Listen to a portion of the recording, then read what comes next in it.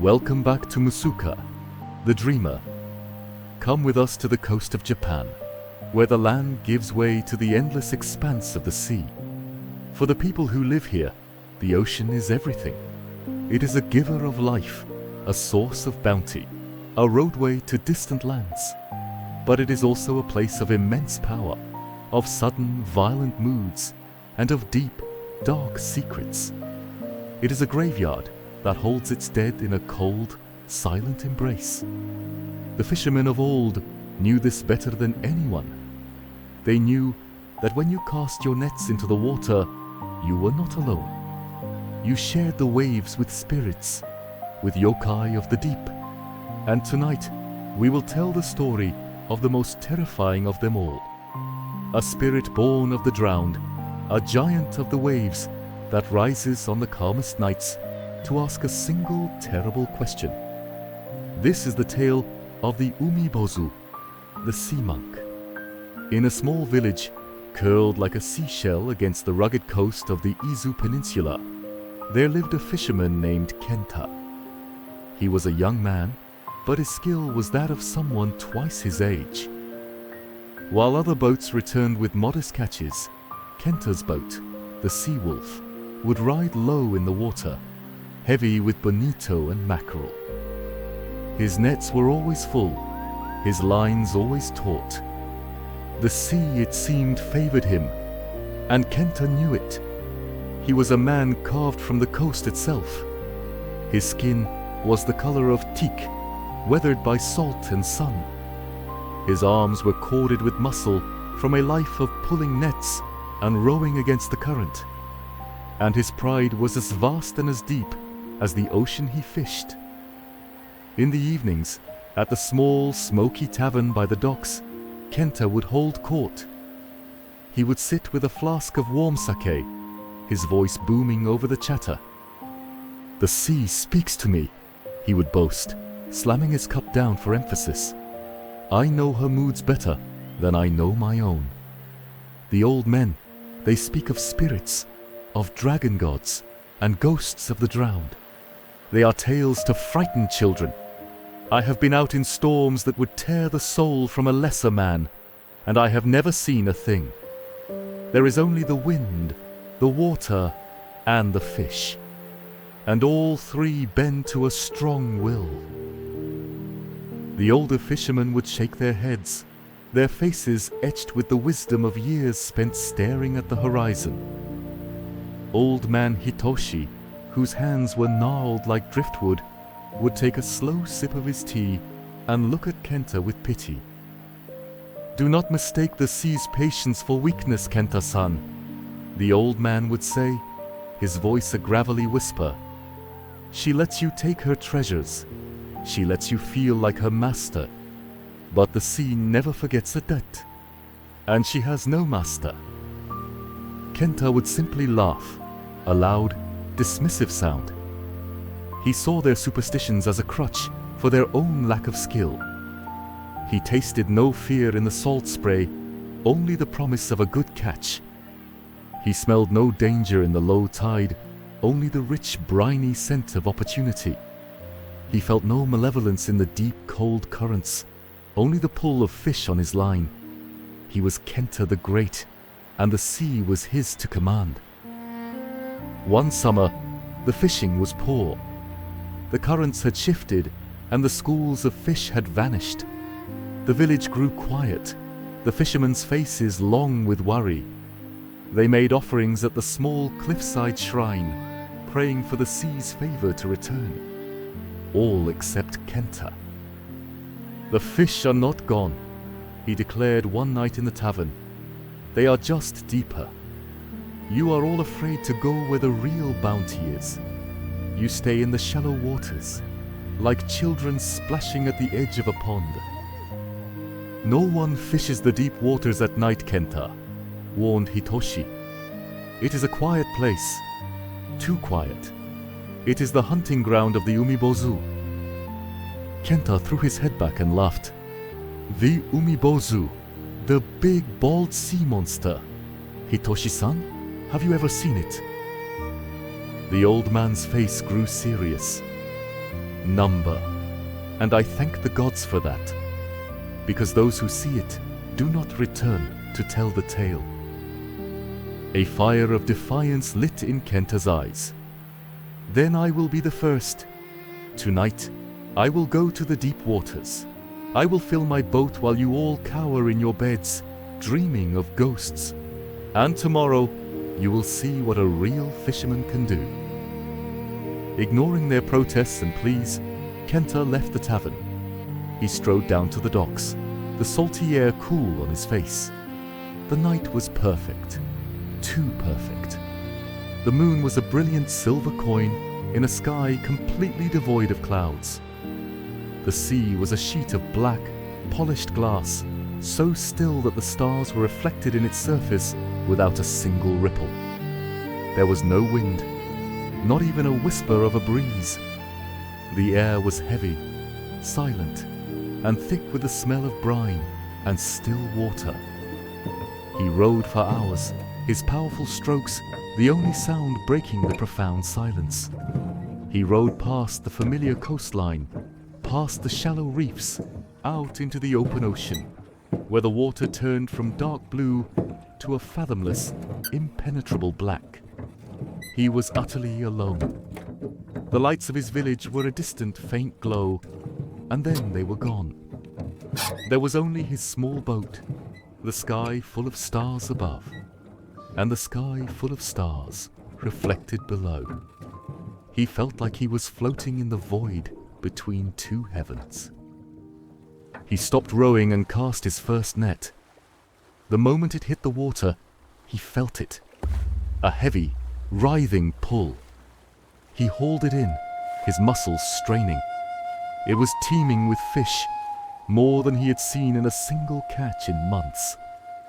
They glittered in the moonlight, a cascade of silver treasure tumbling into his boat. He laughed, a triumphant sound that seemed small and fragile in the vast emptiness. "You see, old men," he whispered to the night, "the sea rewards the brave." He cast his net again, and again, and again. Each time it came up full. His boat was soon half full, then 3/4 full. He was delirious with success. But as the night wore on, a strange feeling began to creep over him. The silence, once peaceful, now felt watchful. The stillness of the water was no longer serene, but menacing. The air grew colder, and a thin, unnatural fog began to rise from the surface of the water, swirling around his boat in ghostly tendrils. And then, the wind died completely. The gentle lapping of the waves against his hull ceased. The world fell into a silence so absolute, it felt like cotton in his ears. The sea was no longer glass. It was a solid, black mass. He could no longer see the reflected stars. Kenta's triumphant heart began to beat with a new rhythm, a slow, heavy drum of dread. He looked around wildly. The fog was thickening, closing in on him, reducing his world to a small circle of dark water around his boat. From the water directly in front of his boat, a single huge bubble rose to the surface and popped with a soft, wet sound. Then another, and another. The water began to churn, not from wind or current, but as if something colossal were rising from the abyssal depths below.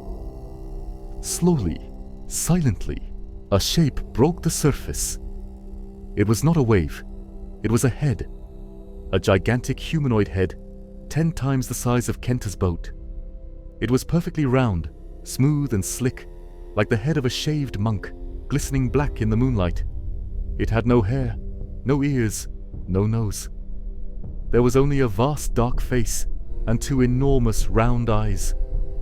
The eyes glowed with a faint, phosphorescent green light, and they were fixed on Kenta.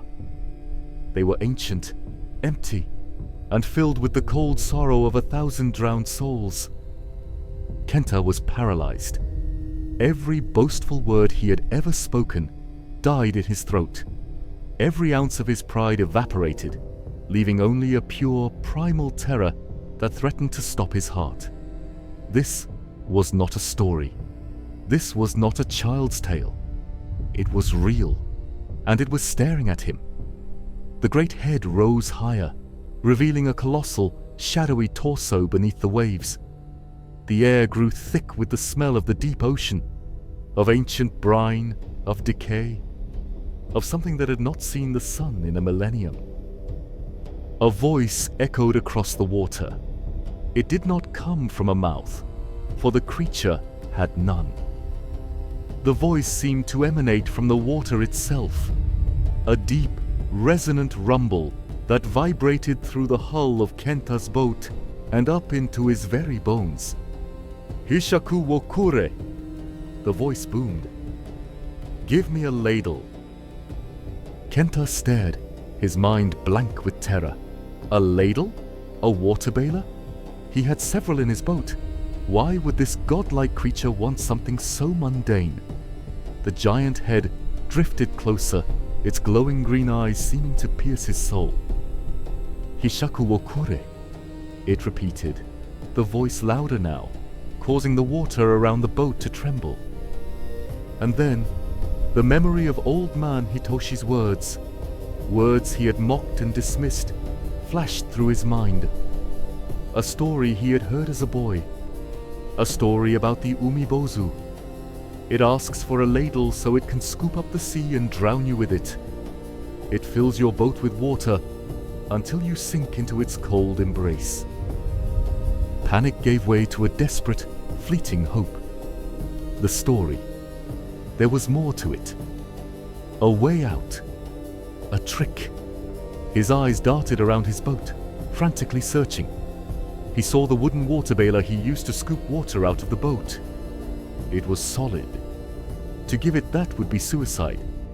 But beside it, sitting amongst his fishing supplies, was another tool. A woven bamboo basket with a loose weave, also used for bailing. But this one had a small hole in the bottom where the weave had come undone. A bottomless ladle. His hands shaking, Kenta snatched up the broken basket. He held it up. "Is this what you want, Great Spirit?" he cried out, his voice a pathetic squeak. The Umibozu's enormous eyes blinked once, slowly. It drifted closer still, its shadow falling over the boat, plunging Kenta into an even deeper darkness. With a great slow movement, it extended a shadowy, indistinct hand towards him. With a final desperate prayer to every god he had ever ignored, Kenta threw the basket. It flew through the air and landed in the creature's giant palm. The Umibozu brought the basket to the water. It scooped up a great mouthful of the sea and lifted it high, preparing to pour it into Kenta's boat. But as it lifted the basket, the water streamed out through the hole in the bottom, through the gaps in the loose weave, returning to the sea in 1,000 tiny waterfalls. The creature paused. A look of confusion seemed to cross its vast, featureless face. It tried again, scooping and lifting, and again the water drained away before it could pour it. It tried again, and again, faster and faster, a note of frustration entering the deep hum that emanated from it. But it was no use. It could not fill the bottomless ladle. For a long moment, the great sea monk simply stared at the useless basket in its hand. Then it turned its glowing green eyes back to Kenta. There was no anger in them, only a deep, ancient and profound melancholy. With a low, mournful sigh that sounded like the tide going out, the Umibozu slowly, silently, sank back beneath the black surface of the water. It was gone. The fog began to dissipate. A small breeze stirred, rippling the surface of the water. The stars reappeared in its reflection. The profound, unnatural silence was broken. Kenta was alone once more. He did not wait. He seized his oars and rowed for his life. He did not stop until the sun was rising, and the keel of his boat scraped the sand of his village's shore. He stumbled out, leaving his boat, his nets, and his record-breaking catch behind. He was a changed man. The pride was gone, washed away by a terror he could never explain. His eyes, once bright with arrogance, now held the deep, haunted look of someone who had stared into the abyss. Kenta never boasted again. He still fished, but he never went out at night, and he never ventured too far from shore. And every time he cast his net, he would first pour a ladle of sake into the waves, an offering of respect to the vast, mysterious, and powerful spirit that ruled the depths. The tale of Kenta is a classic encounter with the Umibozu, a story of hubris humbled by the raw power of the supernatural. But like many ghost stories, the legend may have its roots in very real phenomena, a way for fishermen of old to explain the unexplainable. Meteorologists and historians believe that the legend of the Umibozu is likely connected to specific, dangerous weather and sea conditions. The creature's appearance on a calm night, followed by a sudden change, is characteristic of certain weather patterns. The giant dark head could be a poetic description of a towering cumulonimbus cloud seen at sea, which are colloquially known as Umibōzu in some regions of Japan, as they often signal a sudden, violent squall. The Umibozu could also be a personification of a freak wave or a tsunami, a sudden dark wall of water rising from a calm sea. Or perhaps, in the dark of night, the brief, terrifying surface of a giant squid or whale could take on a monstrous, humanoid appearance in the eyes of a frightened sailor. The story, then, becomes more than a ghost story. It becomes a vital piece of folklore, encoding practical wisdom. That an unnaturally calm sea is often a warning that the weather can turn in an instant, and that the ocean, no matter how placid it appears, always deserves our deepest respect. Thank you for dreaming with us tonight.